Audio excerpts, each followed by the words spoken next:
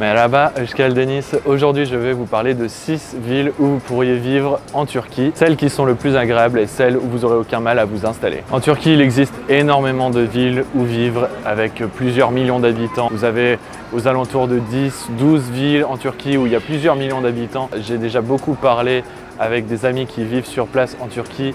Ils m'ont parlé de beaucoup d'endroits où je suis allé, où je ne suis pas allé. Et en regroupant toutes les informations, mes informations à moi que j'ai vues sur place ou les informations des gens que je connais ici, en recoupant tout, en regroupant toutes ces informations, j'ai donc décidé de faire ce top qui, j'espère, est le plus juste possible. Je voulais évidemment parler de la première ville, celle où j'aimerais vivre en Turquie, c'est la ville de Izmir. Pour ceux qui suivent cette chaîne, j'ai fait 2 vidéos récemment sur la ville, car je me suis déplacé à Izmir récemment, j'ai passé 10 jours là-bas, j'ai fait 2 vidéos sur place. Je vous laisse regarder donc ces 2 vidéos, je vous les mets ici ou là, je sais jamais, ici ou là, dans un coin de l'écran. Mais voilà, en gros, Izmir, c'est l'une des villes les plus intéressantes, je trouve, de la Turquie. Vous aurez de tout là-bas, c'est une ville qui a entre 3 et 5 millions d'habitants. Je sais qu'il y a des gens dans les commentaires sur les vidéos que j'ai fait sur Izmir qui m'ont dit qu'il y avait plus d'1 million d'habitants. Donc, d'après ce que j'ai regardé, il y a entre 3 et 5 millions d'habitants en ce moment à Izmir, une ville très grande. Bord de la mer, vous avez énormément autour de la ville de plages privées, vraiment des endroits superbes avec des criques sauvages ou alors des plages privées. Dans toute la région d'Izmir, vous avez que des endroits magnifiques. D'un côté, vous avez les plages, vous en avez vraiment un paquet. De l'autre côté, vous avez beaucoup de vignobles. Vous pouvez visiter des caves, ils font du vin dans la région d'Izmir, c'est vraiment super bon, j'y suis déjà allé et c'est très méconnu donc je vous conseille. Izmir est aussi situé assez proche de tout finalement. Quand vous êtes à Istanbul, là où je suis actuellement, vous voulez vous déplacer de Istanbul à Izmir, ça prend même pas 1 heure en avion, ça prend 50 minutes. Vous avez juste le temps de fermer les yeux, vous êtes déjà arrivé. Quand vous vivez à Izmir, vous êtes aussi proche donc, de Istanbul, de Antalya au sud. Vous n'êtes pas très loin non plus d'Ankara, ça prend 1 heure, 1 heure et demie d'avion, pareil c'est pas loin du tout. C'est un peu plus loin par rapport à Istanbul, mais en avion ça se fait très facilement. C'est au bord de la mer, une destination très centrale, une ville très centrale dans le pays. Aussi au point de vue de la mentalité, les gens sont vraiment ils ont vraiment une mentalité très méditerranéenne, très à la cool, très à l'aise. Et je ne suis pas allé partout en Turquie, mais on m'a souvent dit que les gens qui vivent à Izmir sont les plus cool du pays, sont les plus easygoing, les plus souples en fait, au point de vue de la mentalité, au point de vue des rapports humains, au point de vue des religions. Culturellement parlant, ils sont vraiment très à la cool en fait. Sur place, donc, vous aurez un aéroport qui desservira Istanbul évidemment, comme je vous l'ai dit, Ankara aussi, la capitale, plus d'autres destinations à l'international. Vous avez de grandes universités, des grands hôpitaux. Bref, comme je vous ai dit, une ville de 3 à 5 millions d'habitants, vous avez vraiment le nécessaire. Il fait quasiment beau toute l'année en plus sur place. Vu que géographiquement, cette ville est située en face de la mer Méditerranée ou la mer Égée, vous avez, allez, 10 mois sur 12, vraiment des températures super plaisantes. Il y a peut-être 1 mois ou 2 dans l'année en hiver où il fait 5-10 degrés. Le reste de l'année, c'est entre 20 et 35 degrés, donc voilà, on est vraiment bien quoi. Ensuite, la deuxième ville dont je voulais vous parler dans ce top, c'est la ville de Bursa. Bursa qui est située pas très loin d'Istanbul, à environ 80 km. En voiture, vous atteignez Bursa en moins d'1 heure. Normalement, depuis Istanbul, ça se fait très rapidement. Vous pouvez aussi rejoindre Bursa venant d'Istanbul avec un ferry. Il y a un ferry qui part d'Istanbul pour Bursa, c'est une liaison qui se fait en 1 heure, je crois à peu près. Bursa, c'est connu surtout pour une chose, leur station de ski, la station de ski Uludağ, donc qui est juste à côté de la ville de Bursa. Station de ski, l'une des plus réputées de la Turquie, où beaucoup de gens vont. Et donc oui, comme vous pouvez l'entendre, on peut faire du ski en Turquie. On peut en faire par exemple dans cette station de ski qui est située juste à côté de Bursa. Et il y a d'autres stations de ski aussi dans le pays, plus à l'est, plus dans la région de Erzurum, la ville de Erzurum par exemple, ou pas loin aussi de la ville de Kayseri. Plusieurs domaines skiables dans plusieurs régions différentes. Mais cette station de ski qui est située à Bursa est l'une des meilleures du pays, comme je vous disais. Bursa, comme Izmir, il y a plusieurs millions d'habitants qui vivent aussi dans cette ville. Beaucoup d'industries, d'écoles et d'universités également. Beaucoup de centres commerciaux, beaucoup de centres d'exposition. Mais il y a un point vraiment, même 2 points je dirais, qui changent énormément la donne entre Izmir et Bursa. La première chose, c'est la mentalité. Cette ville est beaucoup plus conservatrice que la ville de Izmir.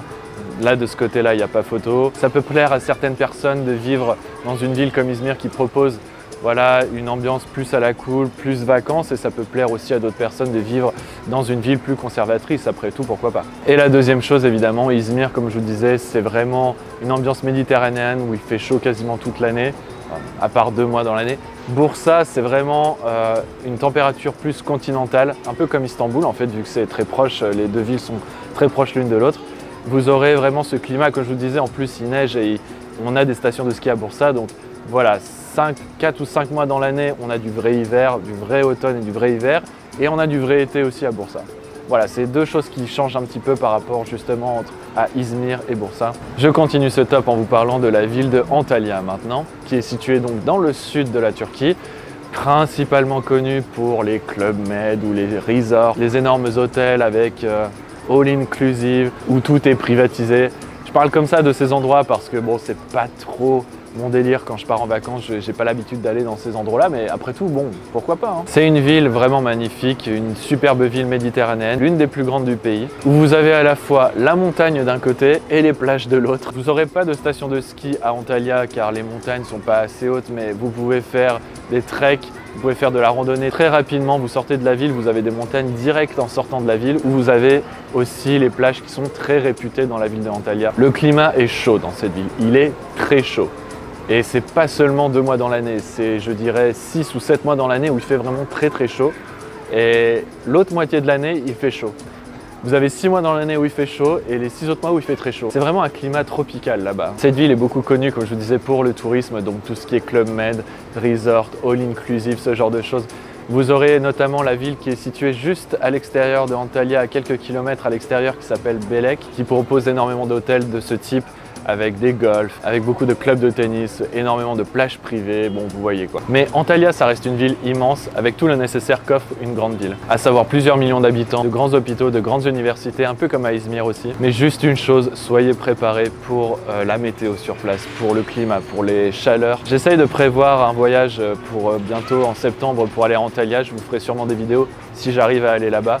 Et vous verrez que même en septembre, ça cogne. Ensuite, la prochaine ville dont je voulais vous parler, c'est Fethiye, qui est située pas très loin de Izmir, juste au sud. Une ville donc le long de la mer Égée, avec énormément de plages aux alentours. C'est une ville aussi qui est caractérisée par son tourisme, principalement l'été où il y a énormément d'Anglais qui viennent. Moi, je me souviens la première fois que j'y suis allé, j'ai cru que j'étais tombé dans une enclave anglaise. Je me souviens, on était arrivé en milieu d'après-midi dans la ville de Fethiye. Et en plus, j'étais assez malade le jour-là. Bon, bref, je vous passe les détails. Et on se baladait dans les rues de Fethiye et je regardais tout autour de moi. Tous les gens que je voyais étaient des Anglais, pour la plupart bourrés en plus. En fait, on était arrivé vraiment dans le centre-ville historique, là où c'est très touristique. Et j'avais vraiment halluciné la première fois en voyant ça. Et après, on était resté 2 jours suivants et j'avais trouvé la ville beaucoup plus intéressante au final. Mais c'est vrai que le centre-ville en été, c'est énormément des touristes. C'est bon des touristes. Cette ville fait quand même 150 000 habitants, donc c'est beaucoup moins que celle dont je viens de parler, c'est-à-dire Antalya, Bursa et Izmir. Je trouve que ça reste agréable. C'est une ville à taille humaine, j'ai envie de dire. Et vous serez proche, en vivant à Antalya, de toutes sortes de villes plus ou moins grandes. Vous serez proche, comme je disais, de Izmir. Vous aurez toutes les autres villes aux alentours qui sont aussi très bien, du style Bodrum, Marmaris. Vous avez Çeşme pas très loin. En fait, vous êtes entre Antalya et Izmir, à peu de choses près. Vous aurez Kaş aussi qui est pas très loin. Kaş, c'est une super destination si vous voulez partir en voyage l'été en Turquie. Kaş, pour moi, c'est pratiquement la meilleure destination. D'après ce que j'avais entendu dire à droite à gauche, j'avais lu aussi sur internet que beaucoup d'expatriés partent vivre à Fethiye, donc apparemment c'est possible de vivre là-bas en tant qu'expat et ne parlons pas le turc. Il y a quelques communautés voilà, d'expatriés qui partent là-bas. Et apparemment, ça se fait très bien de vivre sans parler forcément le turc couramment. Après, c'est comme dans tous les autres pays, c'est largement recommandé de parler le turc. Et d'ailleurs, en passant, je vais sûrement commencer à apprendre le turc bientôt. Donc il serait temps, ça fait 1 an et demi que je vis ici, il faudrait que je commence à m'y mettre. Mais voilà, toute la région de Fethiye, la ville en tant que telle est vraiment bien et toute la région est magnifique. Donc vous aurez vraiment de quoi faire en restant à Fethiye plusieurs années. Ensuite, une ville qui est immanquable dans ce top, c'est la ville de Bodrum évidemment. C'est un endroit que vous devriez considérer si vous voulez venir vivre, habiter en Turquie. Les Turcs que je connais, les gens autour de moi, considèrent vraiment cette ville comme étant la plus belle de Turquie, tout simplement. Mais c'est aussi la plus chère, faut pas se mentir là-dessus, c'est clair. Moi, j'y suis encore jamais allé. J'essaierai de prévoir pour y aller, je sais pas quand. Peut-être l'été prochain. C'est connu comme étant plus ou moins le Saint-Tropez turc en fait. Le coin vraiment idéal pour passer des vacances en été, mais rien n'est donné. Mais pareil, c'est une ville où on peut très bien y vivre aussi. Il y a un aéroport sur place qui est un aéroport d'ailleurs international. Vous n'avez pas besoin par exemple de passer par Istanbul pour vous rendre à Bodrum. Généralement, vous pouvez rejoindre Bodrum directement depuis l'extérieur du pays. Beaucoup d'hôtels, beaucoup de marinas de luxe. Il y en a vraiment un paquet, c'est vraiment l'endroit pour. Des écoles internationales, des hôpitaux plutôt renommés aussi d'ailleurs. Ça a tout le confort d'une très grande ville en étant à taille moyenne. Et en parlant avec des Turcs à droite à gauche autour de moi, la plupart rêvent en fait d'habiter dans cette ville. Les Turcs que je connais autour de moi. En termes de hiérarchie, Bodrum, c'est vraiment tout en haut, c'est le top. Ça fait partie des meilleures destinations pour aller en vacances ou même pour y vivre. Et je finis évidemment ce top par, vous en doutez, la ville là où je suis actuellement, la ville de Istanbul. Alors, ça a ses côtés positifs et ses côtés négatifs, c'est sûr. Moi personnellement, j'adore cette ville, ça fait 1 an et demi que j'y vis. Je compte encore y vivre pendant un petit moment, plusieurs années, on verra bien comment le futur se déroule après tout. Mais cette ville est vraiment trop bien. Un mélange culturel, un mélange de religion, un mélange de gens qui viennent soit des pays du Moyen-Orient, soit de l'Europe. C'est vraiment à la croisée des chemins cette ville, vraiment. Les Turcs aussi considèrent cette ville comme étant la plus européanisée avec Izmir. Izmir et Istanbul, d'après les Turcs, sont les villes vraiment les plus européanisées, il n'y a pas de doute. Vous aurez énormément d'endroits touristiques à visiter. Le Bosphore évidemment qui coupe la ville en deux, avec un côté en Asie, un côté en Europe. Il n'y a pas 2 villes comme la ville d'Istanbul dans le monde. Je ne suis pas allé partout dans le monde, mais j'ai fait quasiment tous les pays en Europe. Je suis allé aux États-Unis, je suis allé aussi un peu en Afrique du Nord. Quand je vois la ville d'Istanbul, je me dis il n'y a pas 2 pareils. Et c'est pas pour rien qu'on appelle aussi la ville d'Istanbul comme étant la 2e Rome. C'est une ville éternelle comme la ville de Rome, c'est juste somptueux vraiment. En tant qu'expatrié, vous n'aurez aucun problème pour vivre ici. Pas besoin forcément d'apprendre le turc. Alors encore une fois, je le répète, et c'est quand même recommandé de parler le turc pour bon nombre de choses, des choses du quotidien. Vraiment, essayez quand même de faire l'effort de parler le turc, c'est toujours mieux. Moi, je ne le parle pas encore, mais je vais m'y mettre. Ça va venir. Et c'est évidemment la ville d'Istanbul qui est la plus facile à rejoindre quand vous venez d'Europe, des États-Unis ou du Canada ou peu importe. Avec l'énorme aéroport qu'ils ont construit, l'aéroport international qui a je crois 3 ou 4 terminals maintenant. Ils l'ont inauguré je crois il y a 2 ou 3 ans. Il est vraiment immense et donc ça dessert vraiment toutes les destinations dans le monde. Alors voilà, encore une fois, si vous n'êtes jamais venu en Turquie, je pense que vous devez essayer dans un premier temps la ville d'Istanbul, c'est pour moi la meilleure du pays. Et voilà, c'était tout pour aujourd'hui. J'espère que la vidéo vous a plu. Likez, abonnez-vous, partagez la vidéo, c'est super important pour le référencement. Et je vous dis à la semaine prochaine pour une nouvelle vidéo Gulé Gulé.